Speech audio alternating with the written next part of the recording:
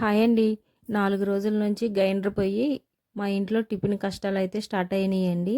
ఈ 4 రోజుల నుంచి మేమేం తింటున్నాం అనేది మీకు చూపిస్తాను చూడండి. ఇప్పుడైతే వర్షం తగ్గిందని బయటికెళ్ళి సరుకులైతే తీసుకొచ్చారండి. చాలా గొప్ప గొప్ప సరుకులు తీసుకొచ్చారన్నమాట. 2 బంగాళదుంపలు, పచ్చిమిరపకాయలు, అలాగే బియ్యం రవ్వ అండి. ఉప్మా చేసుకోవడానికి బియ్యం రవ్వ తీసుకొచ్చారన్నమాట.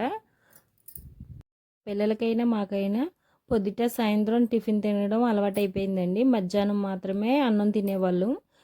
పిండి మిగులుతుంది కదా, వేస్ట్ చేయడం ఎందుకు, అవి కూడా బియ్యానికి సంబంధించిన పిండే కదా, అట్ల పిండి అంటే బియ్యమే కదండి, అలా అని చెప్పేసి పిండి వేస్ట్ చేయడం ఎందుకని పొద్దుట సాయంత్రం కూడా టిఫిన్ తినేవాళ్ళం. అన్నం ఉంటే అన్నం తినేవాళ్ళు, అన్నం లేకపోతే ఇంకా వండకుండా కొంచెం అన్నం కొంచెం టిఫిన్ అనేది అలా అయిపోయేది అన్నమాట. ఇంకా గ్రైండర్ పోయినప్పటి నుంచి టిఫిన్ అయితే లేదండి. ఇంకేం చేసుకుంటాం, బయటేమో ఒకటే వర్షాలు, ఇంకా సరుకులు తీసుకురావడానికి ఖాళీ కూడా ఉండట్లేదు. ఇంకా ఉప్మాయే చేసుకుంటున్నామండి. వారం రోజుల నుంచి ఇంకా ఉప్మా ఉప్మా అన్నమాట. అప్పుడేమో టిఫిన్ తిని తిని బోర్ కొట్టింది, ఇప్పుడేమో ఉప్మా తిని తిని బోర్ కొడుతుందండి.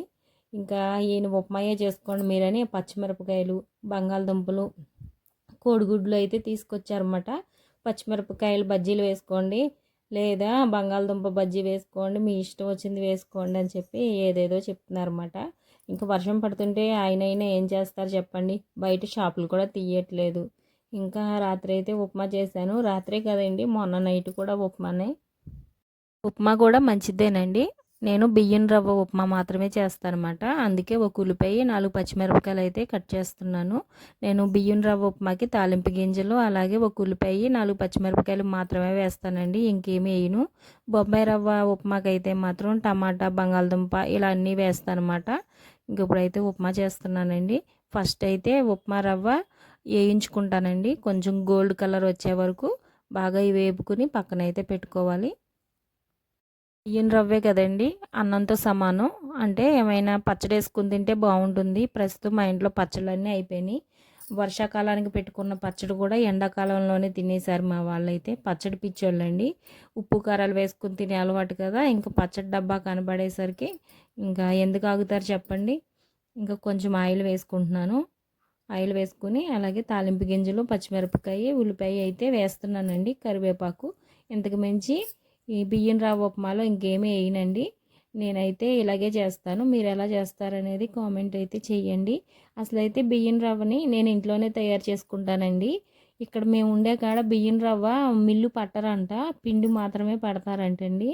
అందుకని నేను బియ్యం రవ్వ ఇంట్లోనే చేసుకోవడం కుదరట్లేదు. అయినా కూడా చేసుకునేదాన్ని. బయట ఇసిర్రై తెచ్చుకుని బియ్యం బాగా కడిగి ఎండబెట్టి రవ్వ అయితే ఆ ఇసురైతే ఇసురుకునేదాన్నండి.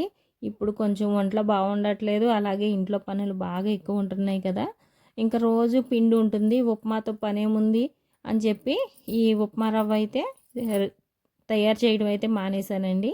ఇంకో మళ్ళీ ఎండ కాసినప్పుడు బియ్యం కడిగి రవ్వ అయితే తయారు చేయాలి. ఇంకా ఇప్పుడు ఇంట్లో రవ్వ లేదని చెప్పి ఈయన షాప్లో నుంచి తీసుకొచ్చారన్నమాట. అందుకే 5 ప్యాకెట్ల వరకు తీసుకొచ్చారండి, మీ ఇష్టం వచ్చినట్టు తినండి అని. అప్పటికే 3 ప్యాకెట్లు అయిపోయినాయండి. 5 ప్యాకెట్లు అయితే తీసుకొచ్చారండి. ఇప్పుడు ఒక ప్యాకెట్ అయితే చేస్తున్నాను అనమాట. ఒక ప్యాకెట్ 1/2 కేజీ అనుకుంటానండి, ఏమో అది ఎంత అనేది కూడా చూడలేదు అన్నమాట. ఉప్మా రవ్వను చూసేసరికి చాలా రోజులైంది కదా అని ఉప్మా అయితే చేసేస్తున్నాను అనమాట. తాలింపులన్నీ ఎగిపోయిన తర్వాత వాటర్ అయితే వేసేసానండి. 1 గ్లాసు రవ్వకి 2 గ్లాసులు నీళ్ళు అలా వేసుకున్నాను. రైస్కి మనం ఎలా వాటర్ పెట్టుకుంటామో ఉప్మాకు కూడా అంతేనండి. ఎందుకంటే ఈ రవ్వ బియ్యం రవ్వే కాబట్టి బియ్యం మనం అన్నం ఎలా వండుకుంటామో ఈ ఉప్మాకి ఎసరు కూడా అలాగే పెట్టుకుంటే సరిపోతుంది.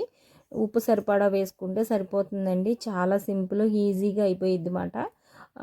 గంటలు ఏమీ పట్టదండి. ఒక 10 నిమిషాల్లో, ఒక పావు గంటలో అలా అయితే అయిపోయిద్ది అన్నమాట. నాకైతే ఈ ఉప్మా చాలా ఈజీ అనిపిస్తుంది.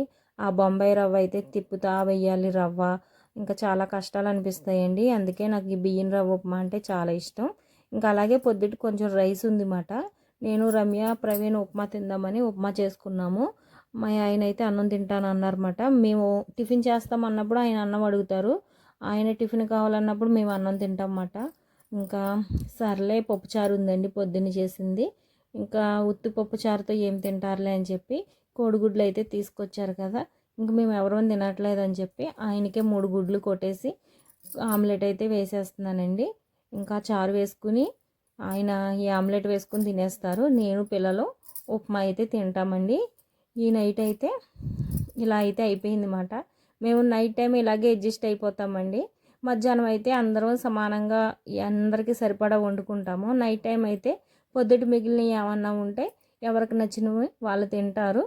ఎవరికి కావాల్సినవి వాళ్ళకి చేసుకుని అయితే తింటాం అన్నమాట. నేను ఇదే తినాలి, మీరు ఇదే తినండి అలా ఏమి ఉండదు. ఎవరికి ఏది కావాలితే అది చేసుకుని అయితే తింటాం అన్నమాట. అందరూ వంట చేసుకునే వాళ్ళమేనండి. మా ప్రవీణ్ కూడా చేసుకుని తినేస్తాడు వాడికి ఏదైనా కావాలంటే. మా ఇంట్లో అందరం ఒక మాట మీద ఉంటాం అన్నమాట. ఒకసారి మా ప్రవీణ్ వినకపోయినా ఇది నాన్న అది నాన్న అని చెప్తే వాడు కూడా వింటాడండి. 3 గుడ్లు కొట్టేసి కొంచెమే ఉప్పు వేసానండి. ఈయనకైతే బీపీ ఉంది మాట. అందుకే ఉప్పు ఎక్కువ తినకూడదు, కారం కూడా ఎక్కువ తినకూడదని కొంచెం కొంచెం మాత్రమే వేసి ఇలా ఆమ్లెట్ అయితే వేస్తున్నాను అనమాట. మీరు ఎలా వేస్తారనేది కామెంట్ చేయండి. నేనైతే ఆమ్లెట్ ఇలాగే వేస్తాను అనమాట. నాకేం వెరైటీగా వంటలు చేయడం అయితే రావండి. అమ్మమ్మలు, నానమ్మలు, అమ్మలు చేసిన వంటలు మాత్రమే నేను చేస్తున్నాను అనమాట.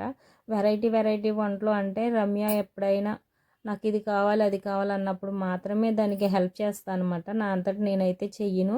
చెయ్యాలి అనుకుంటే చేస్తానండి.